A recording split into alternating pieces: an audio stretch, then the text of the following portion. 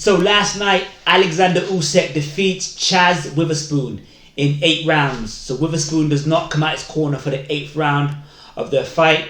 And let's get into it real quick. So Usyk makes his heavyweight debut. So he was the unified cruiserweight champion, undisputed cruiserweight champion, and he makes his first fight at heavyweight. His original opponent, called Spong, wasn't able to fight due to some sort of like drug issue. They found some female pregnancy drug in his system, so he wasn't able to fight. So Witherspoon came in last minute, I think on Tuesday or Wednesday last week. So last minute replacement. According to the media videos I watched in the build up, Witherspoon hasn't fought much in the last 8 years. He's been very inactive, and he's 38. He's the second cousin of Tim Witherspoon, former heavyweight champion. But that means nothing because you still got to fight for yourself. Tim can't fight for you. And also he's a car salesman. He's got his own car sales business. So anyhow, how the fight went. So first 2 rounds kind of cagey. Both guys trying to establish their jabs. It's a battle of the jabs. Not much in it. It looks like Usyk might be slightly ahead because of his foot movement and his fitness more so than anything. For those who don't know, Usyk is a southpaw. So most boxers who box, the majority of boxers, they're orthodox, and that means that you stand with your left hand and your left foot in front, and that's what most boxers do. However, the minority of boxers, a few, they're really awkward. They're called southpaws. They fight with the right hand in front and the right foot, and you don't come across many southpaws. So that means that the average boxer when they're fighting, they haven't sparred many, and if they have sparred them, they haven't sparred them a lot. So most fighters don't want to fight southpaws because they're just like, oh my gosh, that's awkward. So Usyk is a southpaw. He's got great technical ability, got great patience. He's got very good footwork as well.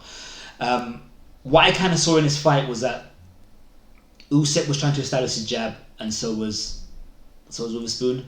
And what Spoon was doing was that as Usyk was jabbing, he was trying to sort of like throw a left hook right after he jabbed, like trying to counter. But with Usyk's foot movement, he wasn't always there. What Usyk was doing, because I'm watching Usyk more, if I'm being honest, I kind of thought Usyk was going to win. What Usyk was doing was, he was leading with his jab, but he was using a lot of footwork as his defense. So he'd sort of like dart in front of you and sort of force you to attack. And as you attack, you would counter. Now, a lot of the times he's outside of the firing range, which makes you want to come forward. But occasionally he'd come, when I say firing range, I kind of mean being in front of you where you can strike him. But occasionally he'd come close to you. And when he's coming close, he's working out what you're going to do. And if you make a mistake, he's going to punish you. Now he's from cruiserweight, that's the lower weight class. So that's like probably around 14 stone. Or most heavyweights fight around 16 stone plus. So because he's from the lower weight class, he's not a big puncher. So, well, I can't say that, but logically thinking, he wasn't a big puncher at cruiserweight, so you're not going to really think he's going to bring big power to the heavyweight division. And he could punch at cruiserweight, but it's not a big, not like a George Foreman one-time concussive puncher. So I guess the general thought is that when, like Evander Holyfield, when you come to cruiserweight, are you going to bring that power? Are you going to bring any power? Like, you're going to bring skills, but are your skills going to be enough to trouble us? And can us heavyweights, can we, manhandle you, put you in the corner, rough you up, throw a few licks and make you quit, or not? Now, Chazz Witherspoon, not an active heavyweight, so he's not someone I would say is someone you could look at and say, this is a true test to give you an indication of what Usyk's going to do. He's not active, and even when he wasn't crazy talented neither. I don't know why I didn't follow his career too much, but maybe he didn't apply himself enough to become the top guy in the previous era, which would be the Vladimir Klitschko, Vitaly Klitschko, David Haye kind of era. So, first 2 rounds kind of cagey. By the 3rd round, you can see a pattern now where we can see the battle of the jabs, but with Usyk's foot movement and his fitness as well, he's landing more and he's making Witherspoon think more, making Chazz go into his shell a little bit. So what I noticed that Usyk was doing was, in his southpaw stance, he's jabbing with his right hand, and he throws a lot of jabs that they're not like jabs that's gonna hurt you. They're very like, not just scoring jabs, just flicking jab, just to see what you're gonna do.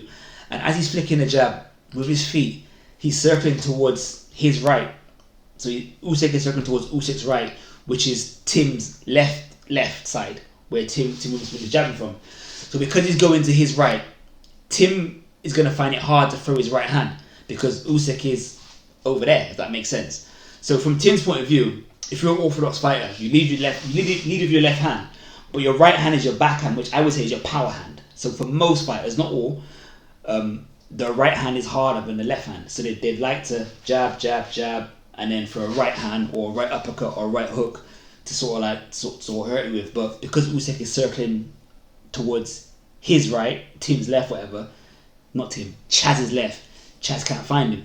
But also, whenever Witherspoon threw his right hand, Usyk would punish him because he'd make him miss, and he would just drop a jab or a right hand to the belly or a right hook to his ribs. And after the third round, over time, he just started breaking Chazz down, and Chazz was being less active, covering up, and Usyk was just teeing off on him. Now, this is the thing, yeah, and this is what I notice a lot of guys do. When they see heavyweights fight, they compare him to Mike Tyson, and I understand that because you see the Tyson highlights, and that's one of the most exciting things we've ever seen in boxing in the heavyweight division. It's kind of not fair.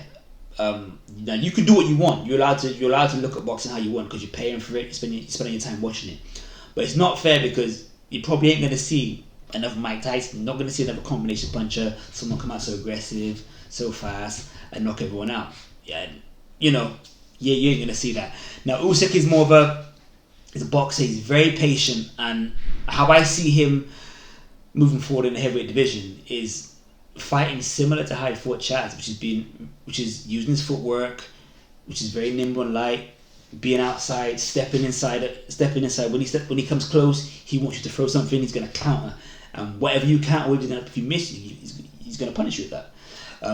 That's what I see going forward, and I know it took him Chazz Witherspoon quit on his stool at the end of the 7th round, or his team pulled him out. So it goes down as an 8th round TKO, I believe, yeah? Sorry, I'm rocking the table. That goes down as an 8th round TKO. When he fights other heavyweights, there's a possibility that because he puts pressure on you with his footwork, that he may get other fighters to sort of open up and try to commit more. Because I guess some heavyweights are going to be like, well, I'm not going to act like I'm scared like Chazz and just back off all night. I'm going to bring the fight to him. But when you bring the fight to him, I think you're going to make mistakes. And that's where he's going to punish you. And no, he's not a hard puncher. He can punch. He's not soft, but he's not a hard puncher. But with his fitness, his punches are going to hurt a lot more in the 9th, 10th round, the last quarter of the fight, than they do in the first few rounds. So that's how I see him being. He's someone who's going to play chess, break you down, force you to make mistakes. And once you make them, with his technique and his fitness, he's going to punish you late in the fight. That's what I see. So would I watch him fight again? I would. Would I watch that fight again? No. I only watch it again because I'm analysing it, breaking it down for my channel. I wouldn't watch it again. But would I watch Nigel Benn fight again or Tyson? Yes, I would watch one fight on various times because it's very exciting. So I do get if people say, no, it's dead, it's kind of boring. But you have to understand, everyone's got their gifts and you got to work with the gifts that work for you. And, there was only one Mike Tyson. Let's just keep it real. Only one Mike Tyson, only one Ali, only one Holyfield. And I mean, you can't compare all these fighters to these great fighters because if they tried to fight like him, their careers would be over. It wouldn't even make it past the amateurs. That's my opinion. For Usyk next, I don't think this is I think this is an okay fight for him if it's your first fight in the heavyweight division. It's fine. It's okay. But going next, you need to be tested now and test yourself and entertain the fans too. And I think you should be looking at the top 10, and you should be looking to fight guys in the lower part of the top 10. Guys like what's his name? Derek Chisora. What's the other guy's name who fought Dillian White? Joseph Parker. Guys like that, yeah. And then after that, the elite part of the top 10, your Dillian Whites, your AJs, your Wilders, your Furies. Apparently, because he was the cruiserfied undisputed champion, when he moves to heavyweight, he became the #1 mandatory with WBO. So I believe that means that he is mandatory. So that means that after the AJ Ruiz rematch December the 7th, they have to fight Usyk next. So if Usyk takes him, props to him for taking on AJ Ruiz in your second fight in the division. But that would be his next opponent. But I think if I was advising him, I want to have one more fight at heavyweight against someone not as good as that, but someone who is good before you go for one of the top dogs. That's my opinion. But did you see the Usyk fight? What did you think? Leave your comments. Share what you think, man. This is what the channel's for. Alright? Have a blessed day. Catch you all soon. Peace. So, after the fight, post-fight comments from both boxers. So Usyk said he's happy with his performance, but going forward, he needs to get hit less and be more accurate with his punches. Also in the press conference, he said that he'd like the winner of Ruiz and Anthony Joshua next, and he'd prefer it to be Anthony Joshua. He also said that when fighting Chazz Witherspoon, he noticed that the dynamics between heavyweight and cruiserweights are different, and that cruiserweights are faster. But he noticed that whenever Chazz hit him, even on the shoulder, he could feel the weight of that. And he also mentioned about putting on a little bit more weight going forward. So those were Usyk's thoughts. What Chazz said is that he would like more notice for his next fight. He'd like to work with Eddie Hearn again on the zone. But he said Usyk was too fit, too tricky, and a southpaw. So that's both guys' post-fight reactions. What do you think? Usyk is saying, I'm going straight to the top against the top guns, AJ and Ruiz, rather than what I was saying, fighting the lower part of the top 10. Drop me your thoughts, alright? Peace.